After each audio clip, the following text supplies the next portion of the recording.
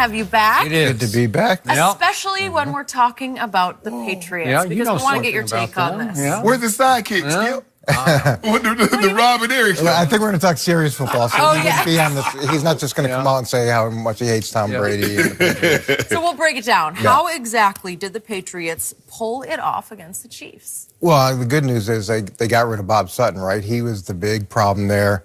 And to me, that's ridiculous. You've got this high-powered offense that gets shut out at home, and it's Bob Sutton's fault. It's Bob Sutton's fault that Dee Ford lines up off sides for the third interception of the game. I mean, if you flip it, are you going to fire Brian Flores because the Patriots gave up 31 points in 12 minutes in the second half, or a field goal with 32 seconds left in regulation?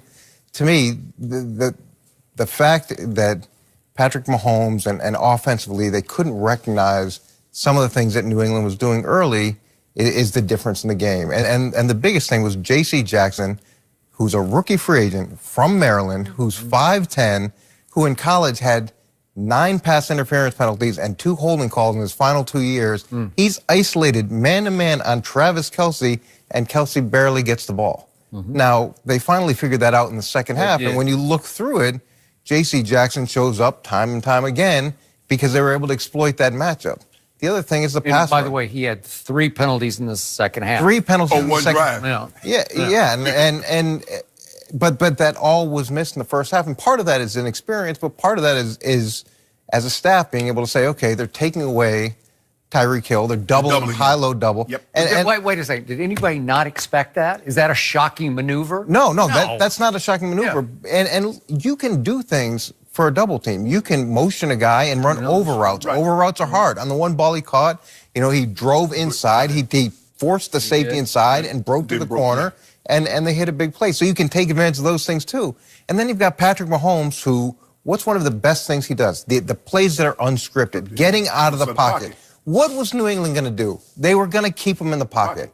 They were going to keep him in the pocket. Yes. So move the pocket, bootlegs, dashes, things like that, and then figure out the rush scheme. The tackle set so deep for Kansas City.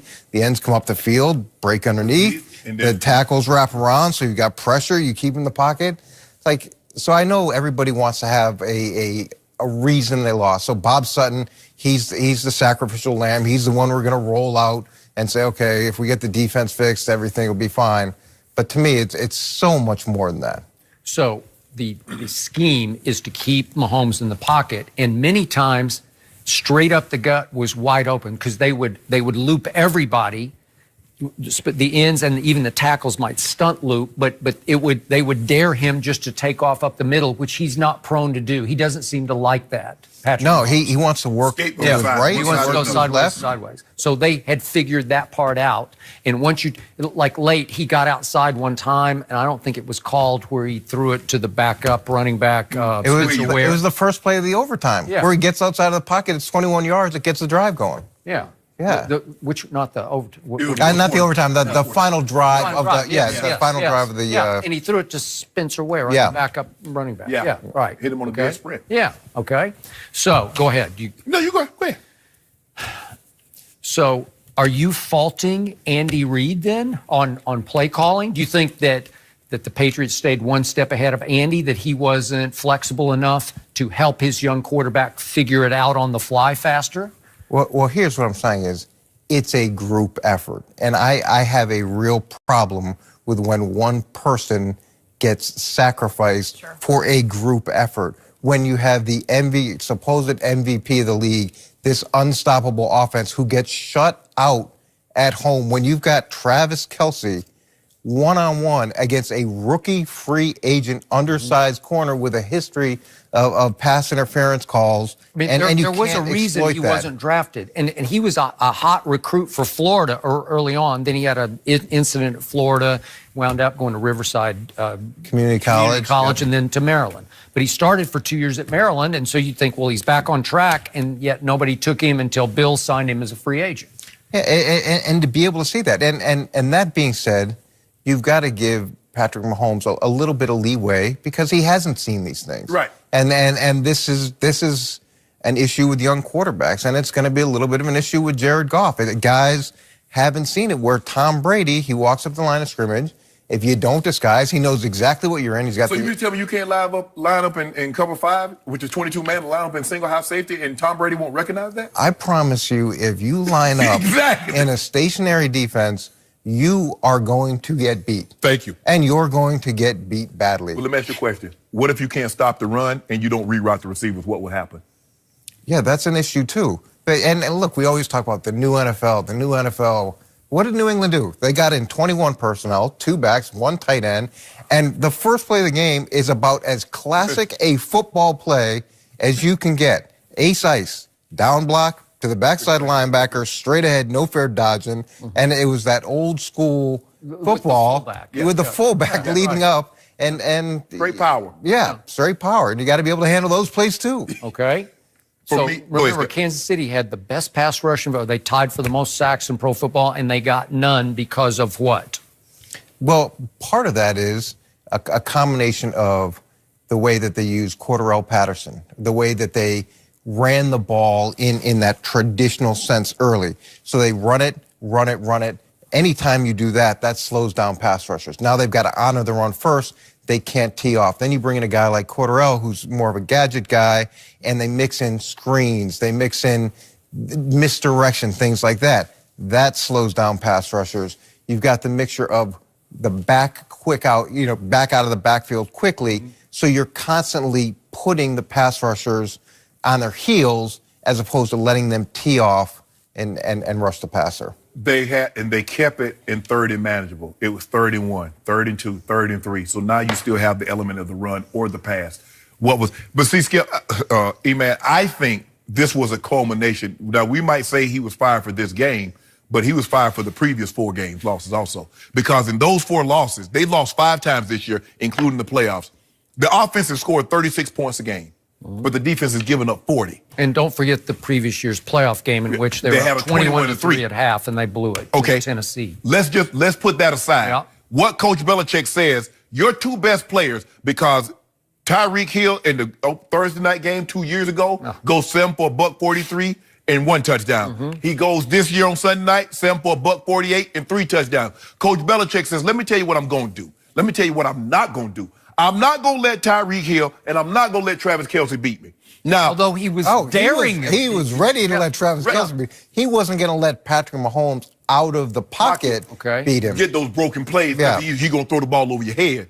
But my problem is, E-Man, you know this, in 3rd and 10, 3 straight times, I'm going to double Gronk, I'm going to double Edelman. If Tom Brady can scan the field and Philip Dorsett can beat me or Chris Hogan can beat me, I can live with that. Yep. But I'm not going to let guys that I know Brady have the greatest rapport with, I'm not going to let those guys beat me. But in his defense, you saw what they did with Edelman. They motion him down. They create problems with double teams. They create issues with coverage, with leverage, and it's constantly, and that's where you look at a guy like Tyreek Hill, who's doubled high-low. Now you've got to create problems with that type of leverage. And say what you want about what happened defensively. How about the Patriots giving up 31 points? Kansas City had the ball 12 minutes in the second half and scored 31 points. Right. Yeah. So one of those was a turnover. What's that? One of those was a turnover. Yeah, but Kansas City also created 2 turnovers. Right. And they would have had a 3rd turnover if a guy lines up in the backfield onside. Is that anything to do with scheme or no philosophy? Okay, just remember, the previous 4 times Belichick had met Andy Reid on the football field, Andy Reid had his way all 4 times. 3 times he scored 40-plus points. Obviously, in the regular season Week 6 game, he scored 31 in the second half, did Andy Reid at Foxborough on Belichick's defense. And it is Bill's defense. I know Brian Flores is the coordinator, but Bill's overseeing the defense. And then in the playoff game that they won 27-20 at Foxborough against Alex Smith, if you look at the numbers, Kansas City just dominated the stats but couldn't cash in the red zone. So they were having their way with this defense. And even though it took a while, to your point, they started having the ball enough. They had the ball 3 minutes of the fourth quarter and scored 24 points. That's outrageously bad defense to me. And to your final point was that they drove it and tied the game and sent it into overtime, so they couldn't stop Patrick Mahomes in the second half. They fooled him and Andy Reid in the first half long enough that they only had the ball 9 minutes of the first half. It's 21-9 in time of possession. But in the end, it was incumbent upon Brady and the offense just to win the game a keep away, or they're going to lose the football game because Kansas City is too explosive for this defense. It's just not that good. And again, they tricked them a little bit. They had a couple of nice, shocking stops early, shut them out in the first half. But then when you hold the ball for 44 minutes to 21 minutes, that's the only way to level the playing field in Kansas City against Patrick Mahomes, because they started to figure it out. J.C. Jackson switched off, and he was covering he's on Sammy Watkins when he got the penalties, right? Yeah, and that's fair. That's fair. But there was a whole first half of football. Yeah. Yes. And the fact that it takes you a half of football to figure it out, to me, then to shift that to only one side of the ball and say, okay, it's your fault, you're not looking at it in the entire context, because the whole game matters. Now, we often discount things that happen early, whether it's penalties in the game, those things are glossed over, but they're significant. And you can look at those plays and say, this had just as much of an impact as a play that happened later in the game. Bottom line, have you ever seen Tom Brady any better than he was Sunday at Kansas City? Oh, yeah, when they came back and beat